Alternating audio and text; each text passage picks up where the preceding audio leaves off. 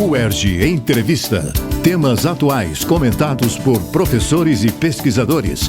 Um espaço para reflexão sobre o nosso dia a dia. Para uma saúde integral e completa, é preciso estar atento à qualidade dos alimentos que ingerimos e, para isso, é necessário repensar as práticas da agricultura, como, por exemplo, o uso de agrotóxicos. Nesse cenário, o controle biológico surge como uma alternativa, visando tanto a segurança dos trabalhadores rurais como o bem-estar dos consumidores finais. Para encerrar essa temporada especial, convidamos nossa última palestrante do evento UERJ com RJ, Ciência, Tecnologia e Inovação, propostas para o desenvolvimento fluminense, marcado para o mês de outubro. Vamos conversar agora com a Aline Teixeira, a CEO da startup Entomotec. A Aline tem doutorado e mestrado em controle biológico e graduação em ciências biológicas, todas pela Universidade Estadual do Norte Fluminense. E além dos estudos de bioinseticidas para uma agricultura mais produtiva e sustentável, elaborados pela Entomotec, a Aline produz ainda pesquisa nas seguintes áreas: controle biológico de insetos,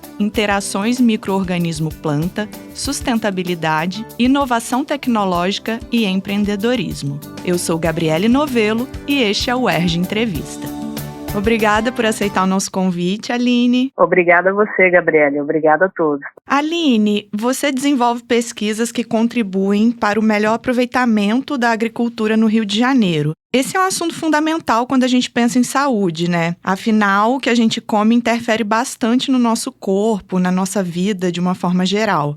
De acordo com as suas pesquisas, quais desafios a agricultura do nosso estado enfrenta? O estado do Rio, ele não é muito conhecido pela sua produção agrícola como os outros estados, né? Mas temos sim uma produção agrícola importante, com destaque para a agricultura familiar, a cultura do abacaxi, cana-de-açúcar, citros, café. E a maioria das lavouras, né, utilizam métodos tradicionais, que são a utilização de produtos químicos, fertilizante ou inseticida. E aí, nesse contexto, um dos principais desafios da agricultura são as pragas e as doenças, que elas acabam por reduzir a produtividade e geram impactos negativos econômicos.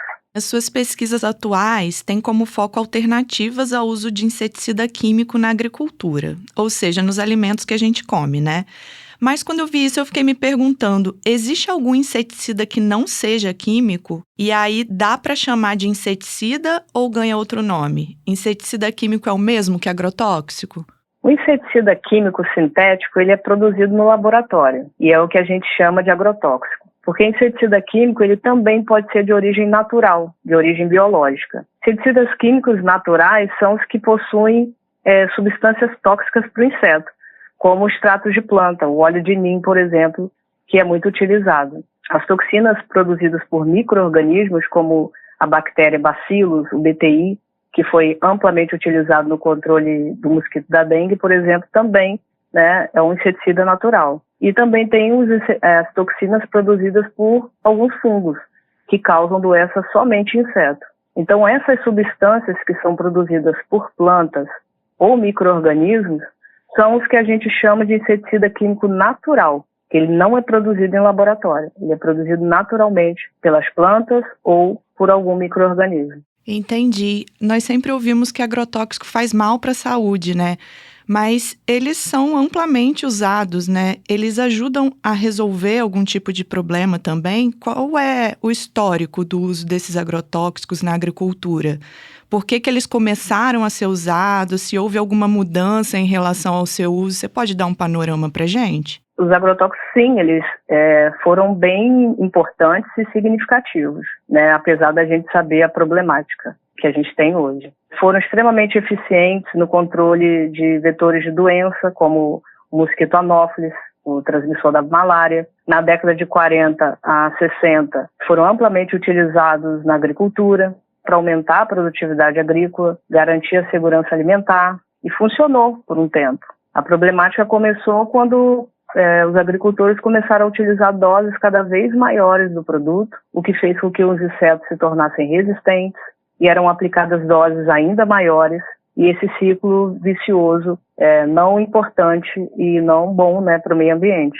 Hoje, a utilização segura dos inseticidas químicos é dentro do manejo integrado de pragas, Essa abordagem ela combina a utilização de agrotóxico com outros métodos, como o biológico, e o MIP, né, que a gente chama de MIP, busca reduzir a dependência exclusiva dos agrotóxicos, usando doses mínimas necessárias, combinada com outros agentes, para a gente ter um resultado positivo. E hoje a gente tem no mercado bioprodutos, incentiva a prática mais sustentáveis, busca por alimentos orgânicos ou agroecológicos. Tudo isso gera mudanças significativas para minimizar os efeitos negativos desses químicos.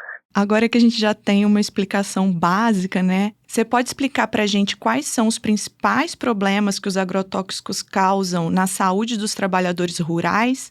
Ou seja, naquelas pessoas que estão ali manuseando a terra, plantando e colhendo os alimentos? Então, eles causam diversos problemas na saúde, né, das pessoas. E a gente vai focar aqui nos trabalhadores rurais que estão ali diretamente envolvidos na aplicação desses produtos na lavoura. E é muito preocupante o fato das pessoas estarem manipulando e aplicando os agrotóxicos e expostas aos riscos de forma bastante aguda, principalmente pelo fato de não utilizar os EPIs necessários ou de forma correta. Infelizmente, não é todo trabalhador que tem fontes de informação sobre os malefícios desses produtos. Apesar dos conhecimentos, das informações estarem acessíveis no mundo digital, não é todo mundo que tem acesso a essas informações. A autoexposição pode levar a danos importantes na saúde, lesões no fígado, pele, pulmão, alergias, alterações hormonais, intoxicação, entre outros. E além da saúde dos trabalhadores, o uso de agrotóxicos também interfere na saúde do consumidor final, né? Da pessoa que está ali comprando nos supermercados, nos hortifrutis, ingerindo frutas, verduras, legumes com agrotóxicos, né? Quais são os principais problemas para a saúde quando a gente come produtos com agrotóxicos? Então, em relação ao consumo direto desses alimentos, existe um limite máximo permitido pela Anvisa de resíduo nos alimentos e a ingestão diária aceitável dos produtos que tenham substâncias remanescentes ali. Segundo a Anvisa, o consumir esses produtos em doses mínimas, a probabilidade de ocorrer qualquer comprometimento na saúde é pequena. Agora, ingerir alimentos no qual foi utilizado produtos que não são registrados e não estão em conformidade com a legislação pode acarretar sérios problemas à saúde, desde intoxicação aos problemas que eu mencionei. Ao longo prazo, não sabemos. E agora a gente também tem que pensar nos alimentos processados e ultraprocessados. Em pesquisa do Instituto Brasileiro de Defesa do Consumidor, foi observado números altos, expressivos de agrotóxicos nesses alimentos, que são muito consumidos pelos brasileiros. E a Anvisa ainda não estabeleceu limites mínimos ou máximos de agrotóxicos nesses produtos. Então, ainda não sabemos como isso afetará a saúde, de fato, da população no futuro. O ideal seria a gente estar consumindo produtos mais orgânicos possíveis. Os orgânicos se apresentam aí como uma alternativa, né? Isso, exatamente. A gente tem acesso e seria a alternativa mais interessante para a gente. E nesse caso dos alimentos ultraprocessados também, né, parece que quando a gente vai se dar conta disso, o estrago já foi feito, né, vai prejudicando aos pouquinhos. Isso também acontece em relação ao meio ambiente? Que tipo de impacto os agrotóxicos causam no meio ambiente? E como isso pode afetar a nossa saúde? No meio ambiente, o impacto dos agrotóxicos é maior, se a gente considerar a infinidade de organismos que serão afetados ali, peixes, aves, mamíferos. A contaminação ambiental não ocorre apenas ali no local onde o produto foi aplicado. Ele pode ser disseminado devido à vaporização na atmosfera, contaminação de lençóis freáticos e corpos d'água, solo, poço artesiano. Muitas vezes a gente tem um poço artesiano, a água está límpida, clara, mas muitas vezes pode estar contaminada com resíduos dessas substâncias. E a gente tem que ficar atento a isso. E além disso, e não menos importante, o uso excessivo de agrotóxicos também pode afetar a diversidade de micro-organismos do solo, tornando o solo mais pobre, menos propício às práticas agrícolas, e faz com que aquele produtor tenha que usar mais fertilizante, sua grande maioria químico também, de compostos químicos sintéticos, que acabam prejudicando a produtividade da lavoura. Certo. Nós estamos falando com a Aline Teixeira, CEO da startup Entomotec, e eu gostaria de perguntar agora, Aline, como surgiu a ideia da criação da Entomotec? Qual é exatamente a proposta da empresa em relação ao controle biológico na agricultura e o que seria esse controle biológico? Então, o controle biológico ele envolve a utilização de inimigos naturais dos insetos para controlar as pragas ali na lavoura. Esses inimigos podem ser predadores, parasitas ou micro-organismos. E a utilização desses vai favorecer uma melhoria na produtividade daquela área. E foi justamente por essa demanda dos produtores locais aqui de Campos dos Goytacazes, por produtos naturais, não agressivos ao meio ambiente e à saúde, que nós fundamos a Entomotec. A gente ouvia na Entomotec os produtores falarem da dificuldade de encontrar no mercado alguma alternativa eficiente diante dos agrotóxicos. E aí nossa missão é oferecer a esses produtores um bioinseticida que afeta somente as pragas, ajuda a melhorar a diversidade do solo, consequentemente a produtividade. A gente também quer disseminar a informação sobre o controle biológico, seus benefícios na agricultura brasileira, para que cada vez mais pessoas conheçam as alternativas naturais que estão à disposição, para que as pessoas tenham opção de escolher outros produtos que sejam tão eficientes e muitas vezes até mais eficientes que agrotóxicos. Entendi. Então, o controle biológico envolve usar os inimigos naturais das pragas que atacam as lavouras e assim não tem a necessidade de usar tantos agrotóxicos, né? E como esses predadores são colocados nas plantações? Existe uma preocupação para que esses inimigos naturais também não se proliferem de uma forma desordenada e acabem virando outro problema para a agricultura? Então, a liberação desses inimigos, eles podem ser feitas manualmente. Você pode colocar cartelas com predadores e parasitóides ali na área. Pode ser via drone, pulverização, no caso de micro-organismo. E esses são alguns dos métodos.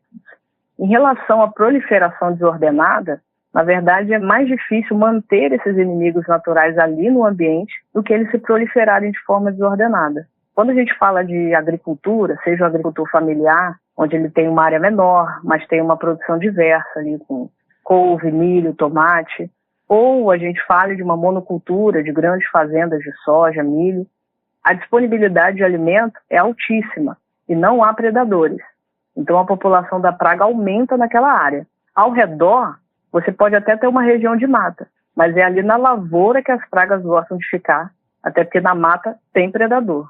Então se você coloca o inimigo natural ali, como um predador específico, ele consome toda a população da praga. Mas quando a população da praga diminui, esse predador ele também vai diminuindo o seu tempo de vida e ele vai morrer, porque ele já consumiu tudo. Então o que a gente diz é até que o ideal é que em áreas, né, como essa, onde você vai liberar esse inimigo natural, você tem ao redor plantas que sejam atrativas para os inimigos permanecerem naquela região.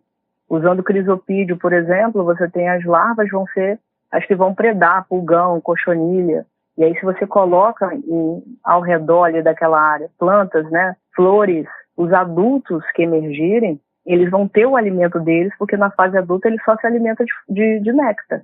Então, se você não propicia uma área agradável para ele, ele vai morrer ou ele vai se dispersar e morrer em outro lugar. Então, é pouco provável que ocorra esse desequilíbrio ali no ambiente. Entendi. E você falou um pouco desses meios, né, de introdução desse controle biológico, como a pulverização. Eu acredito que seja uma das formas também, né, de usar isso em larga escala. E eu queria que você falasse um pouquinho mais sobre isso. Existem, além da pulverização, que outras formas que isso pode ser usado em larga escala, né? Como que isso é viável e quais seriam os primeiros passos nessa direção e se há algum tipo de barreira a ser vencida nesse contexto? Hoje o drone é uma grande ferramenta para utilizar em larga escala, mas a gente tem outros métodos, né, com tratores, pulverizador costal. Os métodos, na verdade, eles não diferem dos métodos de aplicação de um agrotóxico, por exemplo. E na questão do biológico, em larga escala, a gente vê um crescimento muito grande. Em 2008, a gente teve o primeiro produto registrado, o primeiro produto biológico registrado. 10 anos depois, nós tivemos 52 produtos. Em 2021, foram 92 novos produtos, ou seja, tem um crescimento e mostra que é possível sim atender o mercado. Os biológicos eles chegam com competitividade frente aos agrotóxicos. E os produtos biológicos têm todo, né, se a gente for olhar, todos os motivos para a gente querer utilizar esses insumos na nossa agricultura hoje. Hoje a gente tem diversas startups com tecnologia para atender esse mercado, mas ainda a gente precisa reduzir a burocracia para registrar novos produtos. Isso é uma grande barreira para a inserção de novas tecnologias no mercado. Eu vou sair um pouco do roteiro aqui que eu fiquei curiosa e gostaria de perguntar com relação ao custo, se é competitivo frente aos agrotóxicos ou se também seria uma barreira? Não, a competitividade, muitas vezes o produto ele não vai diferir de valor, mas você vai ver a eficiência no campo. Você pode encontrar produtos com preço mais barato que agrotóxico, ou mesma faixa de preço, mas quando a gente usa o inseticida sintético, químico, né, o químico sintético, a gente vê a resistência dos insetos. Então você tem que usar mais vezes, então você vai aumentar seu gasto. Com biológico, como o inseto ele não tem muita escapatória, não favorece o surgimento de resistência por parte dos insetos, quando você aplica, você reduz a população e ela fica ali abaixo do dano econômico. Então o seu investimento saiu mais barato no final das contas. Você não ficou na mesma tecla tentando uma coisa que não estava funcionando, mas você aplicou um método eficiente, reduziu, não está te causando dano, ainda está melhorando sua produtividade. Então, a competitividade também entra ali no financeiro. Nem sempre vai ser mais caro do que o químico, não. Nossa, uma ótima notícia. Tomara que realmente consiga diminuir essa burocracia, né, para que possa avançar nesse sentido. Você pode contar para a gente um caso de sucesso de uso do controle biológico no Rio de Janeiro e os resultados que foram alcançados? Então, a agricultura no Rio ela não é tão expressiva como em outros estados. Mas o que a gente observa é o interesse dos produtores se tornarem casos de sucesso. A gente vê que eles querem ser mais produtivos, sustentáveis, ter mais saúde. Agora, no Brasil, a gente tem vários casos de sucesso.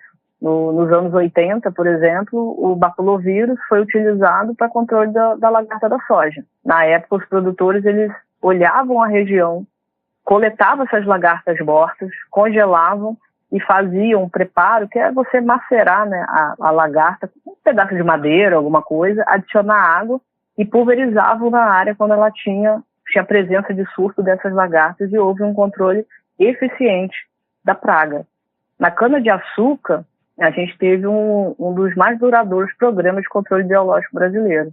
No programa era utilizada uma vespa, né, parasitóide vespa e o tricograma para controle da broca da cana, e além disso também era utilizado o fungo Metarrhiza anisopli para controle de cigarrinha. Hoje esses agentes ainda são utilizados nessas culturas, mostrando a eficiência do biológico ao longo desses tempos. Finalizando a nossa conversa, eu gostaria de saber quais são os planos futuros para expandir o uso de controle biológico na agricultura no Rio de Janeiro e também em outras regiões do Brasil, né? Com incentivos governamentais, a gente acredita que a tendência é de um crescimento mais expressivo, já que hoje a dominância é dos agrotóxicos, né? Hoje existe investimento em tecnologia para o setor agro, e isso impulsionou o crescimento de startups que conseguem solucionar os diversos problemas que a gente tem nesse setor.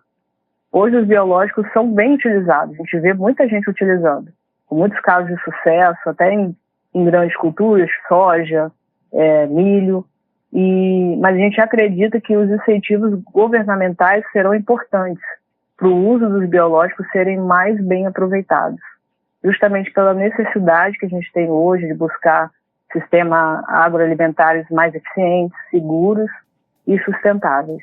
Perfeito. Muito obrigada, Aline. Muito obrigada a você. No UERJ Entrevista de hoje, conversamos sobre propostas para uma agricultura mais saudável, apresentando alternativas ao uso de agrotóxicos por meio do controle biológico. A Aline Teixeira participará do evento UERJ com RJ, Ciência, Tecnologia e Inovação, Propostas para o Desenvolvimento Fluminense, compondo a mesa sobre saúde no dia 25 de outubro, último dia do evento, que será realizado no Auditório 11, localizado no Bloco F do primeiro andar do campus UERJ Maracanã. Acompanhe a Rádio UERJ em www.cte.uerj.br/Rádio UERJ e siga-nos no Facebook, no YouTube e nas principais plataformas de podcast. UERJ Entrevista. Produção Rádio UERJ. Realização Centro de Tecnologia Educacional, CTE.